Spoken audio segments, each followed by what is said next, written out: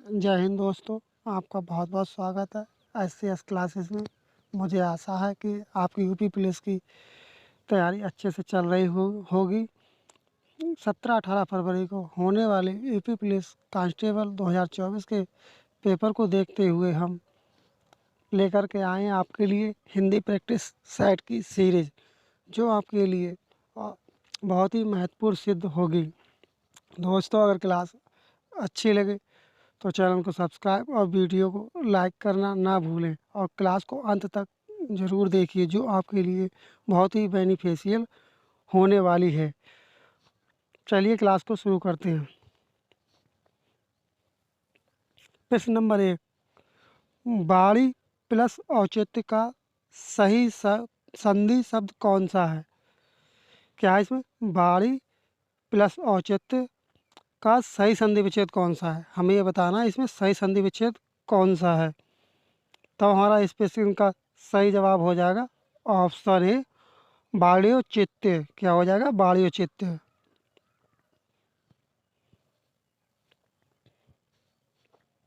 प्रश्न नंबर 2, 3 बेर खाती थी, वो 3 बेर खाती है। वो 3 बेर क्या है? 3 बेर खाती थी, अब वो 3 बेर खाती है। में अलंकार कौन सा? क्या चीज़? अलंकार कौन सा है? तब हमारा इसमें कौन सा अलंकार हो जाएगा? आपका इसका सही जवाब हो जाएगा ऑप्शन बी, यमक अलंकार। क्या हो जाएगा? यमक अलंकार।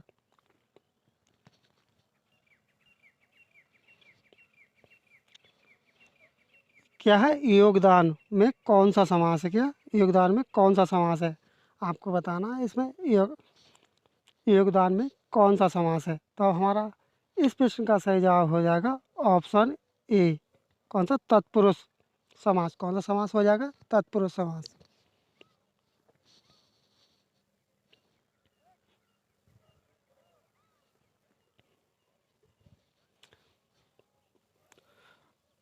पत्थर को जोंक नहीं लगती। क्या चीज़? पत्थर को जोंक नहीं लगती है। हमारा जवाब क्या है? प्रश्न क्या है? पत्थर को जोंक नहीं लगती है मुहावरे का सही अर्थ है। तो हमें इस प्रश्न में ये बताना है इस प्रश्न का सही जवाब क्या है। दोस्तों, अक्सर हम क्या करते हैं, प्रश्न पढ़ते समय गलती कर देते हैं और हमें आते हुए प्रश्न भी हमारा गलत हो जाता है। ये इस बात को हमें विशेष ध्यान रखना है एग्ज़ाम हॉल में। तो हमारा प्रश्न नंबर 4 का सही जवाब क्या हो जाएगा? Option D.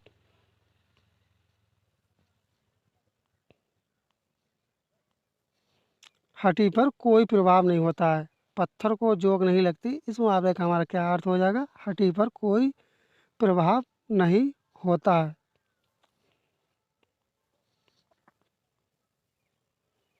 प्रश्न नंबर 5, त्रुटि छाटिए। हमें इसमें क्या करना है? हमें इसमें त्रुटि छाटनी कि कौन सा हमारा गलत है।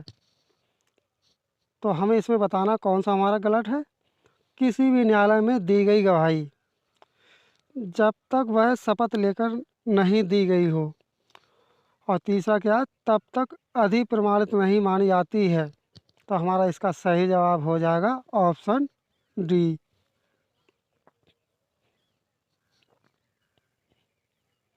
निस दिन बरसत, निस दिन बरसत नैन हमारे। क्या चीज़? निस दिन बरसत नैन हमारे। तब हमारा इस पंक्ति में कौन सा रस हो जाएगा? आपको बताना है इस पंक्ति में कौन सा रस हो जाएगा। तो हमारा इस प्रश्न का सही जवाब हो जाएगा ऑप्शन डी, श्रृंगार रस।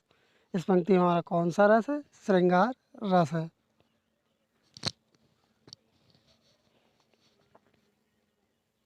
प्रश्न नंबर 7, चौकी का तत्सम शब्द है। क्या चीज़? चौकी का तत्सम शब्द क्या है?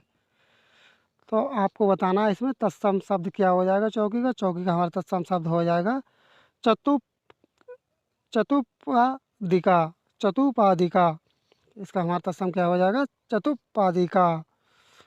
दोस्तों, हमारे साथ साथ याद भी करते रहें, क्योंकि कभी कभी ऐसा होता है प्रैक्टिस से ही हूबहू प्रश्नों को एग्जाम में उठा लिया जाता है। प्रश्न नंबर 8, खिड़की किस प्रकार का शब्द है? खिड़की जो शब्द है वो किस प्रकार का शब्द है, ये आपको बताना है इस प्रश्न में। तब इस प्रश्न का आपका सही जवाब हो जाएगा देशज। प्रश्न नंबर 9, अध क्या चीज़ है? अध का विलोम क्या है? क्या चीज़? अध का विलोम क्या है? बताएं अध का विलोम क्या होगा? तो हमारा इस प्रश्न का सही जवाब हो जाएगा, अध का विलोम हो जाएगा ऑप्शन डी, ऊपरी। क्या हो जाएगा? ऊपरी। प्रश्न नंबर 10 का हमारा सही जवाब हो जाएगा और क्या है? धूसर का पर्यायवाची क्या चीज़? क्या चीज़? धूसर का पर्यायवाची क्या है? हमें इस प्रश्न में बताना है धूसर का पर्यायवाची क्या है। तो हमारा सही जवाब हो जाएगा ऑप्शन सी, बेसर। धूसर का पर्यायवाची हमारा क्या हो जाएगा? बेसर।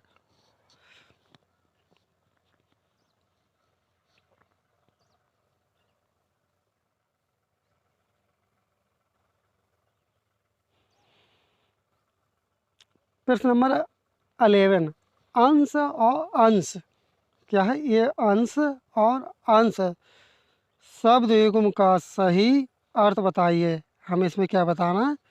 अंश और अंश शब्द में सही युग्म का अर्थ बताना है। तो हमारा इस प्रश्न का सही जवाब हो जाएगा ऑप्शन बी, हिस्सा और कंधा। क्या हो जाएगा? अंश का होता है हिस्सा और अंश का कंधा हो जाएगा। चलते हैं नेक्स्ट प्रश्न की तरफ। प्रश्न नंबर 12, मैं खाना खा चुका था। क्या चीज़? मैं खाना खा चुका था। इस वाक्य में कौन सा भूतकालिक भेद? क्या चीज़? भूतकालिक भेद यानी कि जो बीत चुका है। तब हाँ आपका इस प्रश्न का सही जवाब हो जाएगा ऑप्शन डी, पूर्ण।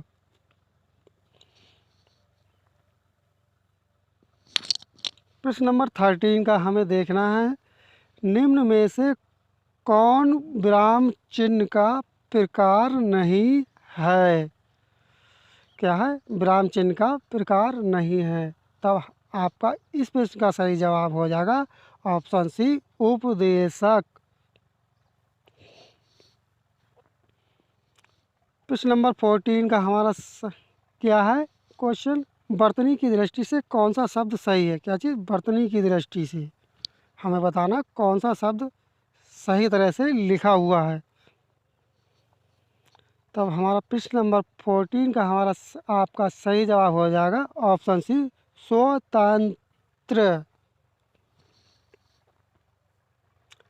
प्रश्न नंबर 15 का क्या है? व्युत्पत्ति के आधार पर संज्ञा कितने भेद होते हैं? हमें बताना है व्युत्पत्ति के आधार पर संख्या के कितने भेद होते हैं? क्या चीज़? भेद होते हैं। तो संज्ञा के कितने भेद होते हैं?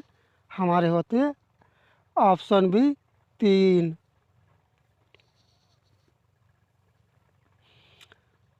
प्रश्न नंबर 16, अनिश्चयवाचक सर्वनाम का करण कारक बहुवचन रूप होगा। क्या चीज़?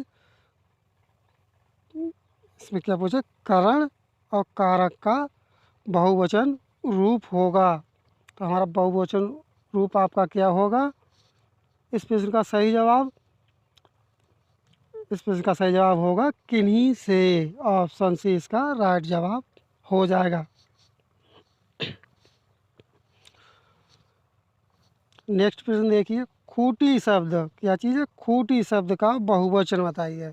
आपको क्या बताना है? खूंटी शब्द का सही बहुवचन बताना है क्या है। तब आपका सही जवाब हो जाएगा, खूंटी शब्द का सही जवाब हो जाएगा ऑप्शन सी, खूंटिया। दोस्तों ये प्रश्न कई बार एग्जाम में पूछा जा चुका है।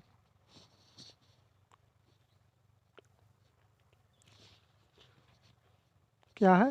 नेक्स्ट प्रश्न हमारा क्या है? ठठेरा। ठठेरा शब्द का लिंग परिवर्तित कीजिए। क्या चीज़? ठठेरा शब्द का लिंग परिवर्तित कीजिए। तब आपका इस प्रश्न के लिए सही जवाब हो जाएगा ऑप्शन ए, ठठेरेन।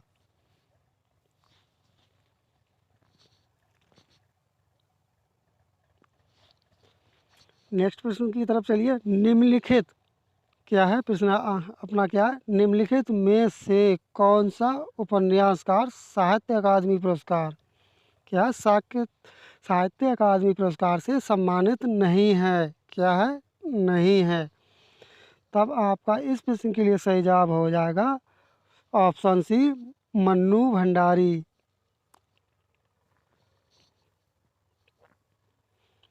प्रश्न नंबर 20 को देखिए, क्या पूछ रहा है? भाव विलास क्या चीज़ है? भाव विलास और रस विलास कृति के लेखक हैं।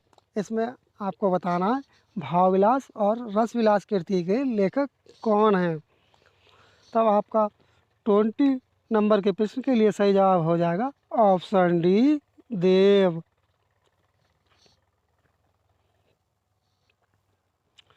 प्रश्न नंबर 21 के लिए देखिए क्या पूछा ये प्रश्न। निम्न में से कौन सा कवि भारतेंदु युगीन नहीं है? क्या चीज़? भारतेंदु युगीन का नहीं है। तब इस प्रश्न का सही जवाब हो जाएगा आपका ऑप्शन डी, श्रीधर पाठक।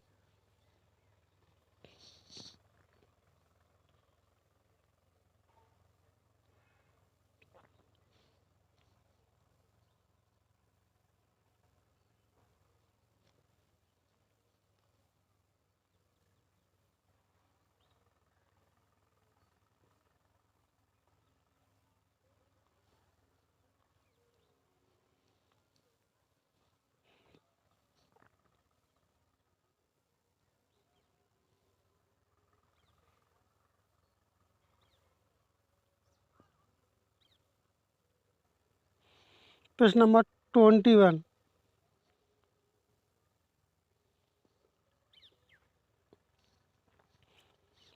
प्रश्न नंबर 22 को देखना है क्या पूछ रहा है। किस वाक्य में आकर्मक क्रिया का प्रयोग हुआ है? तो हमें इसमें बताना है किस में आकर्मक क्रिया का प्रयोग हुआ है। तब आपका इस प्रश्न का सही जवाब हो जाएगा ऑप्शन ए, मैं सोता हूँ। प्रश्न नंबर 23 के देखिए, एक छंद में कितने चरण होते हैं? आपको बताना एक छंद में कितने चरण होते हैं। तब आपका इस प्रश्न के लिए सही जवाब हो जाएगा ऑप्शन ए, 4। एक छंद में कितने चरण होते हैं? 4 चरण होते हैं।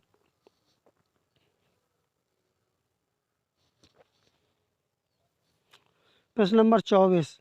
निम्नलिखित प्रश्न में 4 विकल्पों में से उस विकल्प को चुनिए जो सही पूर्ण रूप पर वर्ण विच्छेद वाला है।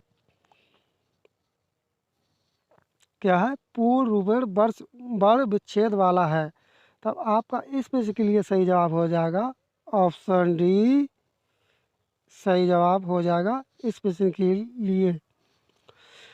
प्रश्न नंबर 25। प्रभु जी तुम चंदन हम पानी, प्रभु जी तुम चंदन हम पानी पंक्ति किस कवि की है?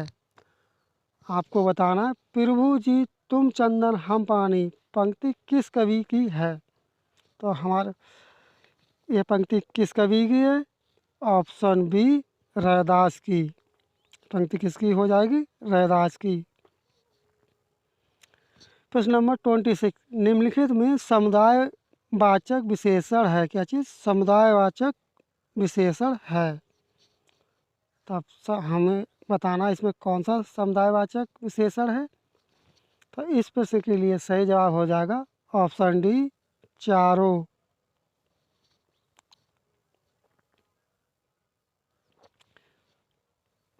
नेक्स्ट प्रश्न की तरफ चलिए। निम्नलिखित में असत्य, क्या चीज़? असत्य कथन की पहचान कीजिए। आपको बताना इसमें कौन सा कथन असत्य है। तब आपका इस प्रश्न के लिए सही जवाब हो जाएगा ऑप्शन डी, सभी विसर्ग संघोष।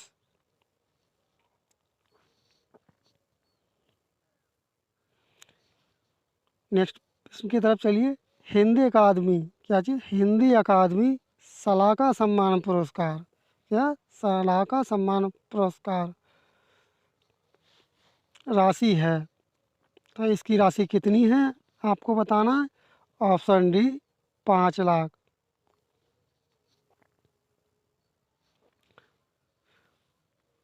परिवर्तन परिवार उपसर्ग है। आपको बताना इसमें उपसर्ग क्या है। तब आपका इस प्रश्न के लिए सही जवाब हो जाएगा ऑप्शन ए, परी। क्या चीज़? परी।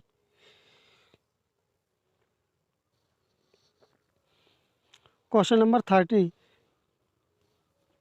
निम्नलिखित शब्दों में से यौगिक शब्द की पहचान कीजिए। आपको क्या करना है, यौगिक शब्द की पहचान करना है इस प्रश्न के लिए। तब आपका इस प्रश्न के लिए सही जवाब हो जाएगा ऑप्शन डी, परमौषधि। क्या हो जाएगा, परमौषधि।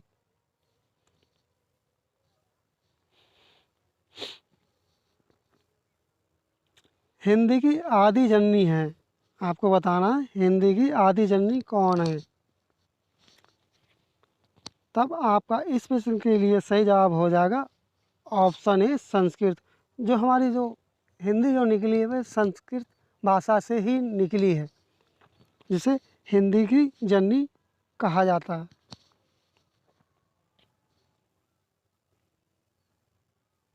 क्वेश्चन नंबर 32, ईश्वर तुम्हें दीर्घायु दे। क्या चीज़, प्रश्न क्या, ईश्वर तुम्हें दीर्घायु दे, अर्थ के आधार पर वाक्य का भेद बताइए। आपको क्या बताना, भेद बताना है इसका। तब आपका इस प्रश्न के लिए सही जवाब हो जाएगा ऑप्शन सी, इच्छावाचक। ये क्या व्यक्त कर रहा है, इच्छावाचक।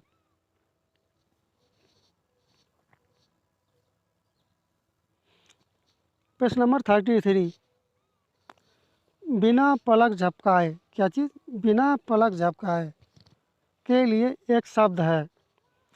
आपको बताना है इस प्रश्न के लिए सही जवाब, बिना पलक झपकाए के लिए एक शब्द क्या होगा, क्योंकि एक ही बात में बताना है। तो आपका इस प्रश्न के लिए सही जवाब हो जाएगा ऑप्शन सी, निर्निमेष।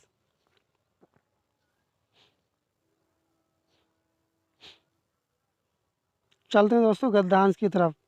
गद्यांश को दोस्तों अपना थोड़ा स्पीड के साथ पढ़ेंगे, क्योंकि अधिक से अधिक प्रश्नों का समावेश किया जा सके और आपका कम समय मैं ले पाऊँ। अपने प्रियजनों, क्या चीज़, अपने प्रियजनों से रहित राज्य किस काम का। अपने प्रियजनों से रहित राज्य किस काम का। प्यारी मनुष्य जाति का सुख ही जगत। क्या चीज़, प्यारी मनुष्य जाति का सुख ही जगत के मंगल का मूल साधन है, बिना उसके सुख के अन्य सारे उपाय निष्फल हैं। क्या चीज़, उसके ना सारे फल उपाय निष्फल हैं। धन की पूजा से ऐश्वर्य, तेज, बल, पराक्रम नहीं प्राप्त होने का। चैतन्य आत्मा की पूजा से ही ये पदार्थ प्राप्त होते हैं। क्या चीज़, चैतन्य की पूजा की आत्मा से ही ये पदार्थ प्राप्त होते हैं। चैतन्य पूजा से ही मनुष्य का कल्याण हो सकता है। क्या चीज़, चैतन्य पूजा से ही मनुष्य का कल्याण हो सकता है। समाज का पालन करने वाली दूध की धारा जब मनुष्य का प्रेममय हृदय, निष्कपट मन और मृततापूर्ण नेत्रों से निकलकर बहती है, तब वही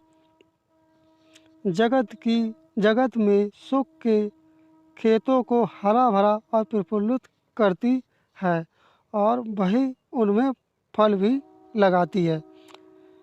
इस गद्यांश को पढ़कर अब हमें निम्नलिखित प्रश्नों के सही जवाब देने हैं। क्वेश्चन नंबर 34, किससे रहित राज्य किस काम का। हाँ, आपको बताना किससे रहित राज्य किस काम का। तब आपका इस पेज के लिए सही जवाब हो जाएगा ऑप्शन सी, प्रियजनों से।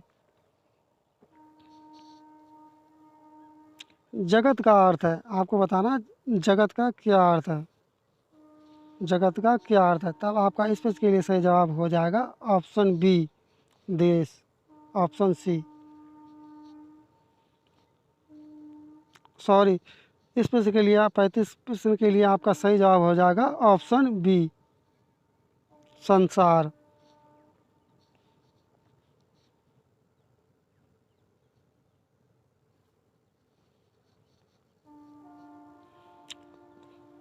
चलते हैं प्रश्न नंबर 36 की तरफ। निष्फल का आशय, आपको बताना निष्फल का आशय क्या है। तब आपका इस प्रश्न के लिए सही जवाब हो जाएगा ऑप्शन डी, सार्थ। ऑप्शन डी, व्यर्थ।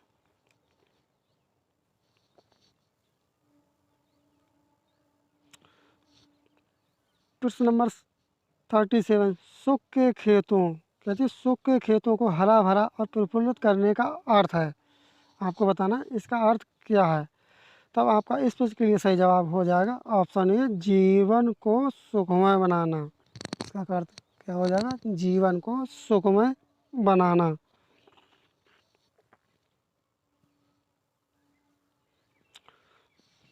दोस्तों अगर क्लास अच्छी लगी हो तो चैनल को सब्सक्राइब और वीडियो को लाइक करें और अपने दोस्तों में शेयर करें, जिससे आपके अलावा अपने के दोस्तों को भी इस क्लास का लाभ मिल सके। दोस्तों ये क्लास मैं आपको डेली लाता रहूँगा, जिससे आप इस क्लास का भरपूर लाभ उठा सकें। इस क्लास को दोस्तों यहीं पर समाप्त करते हैं, मिलते हैं अगली क्लास में। जय हिंद, जय भारत।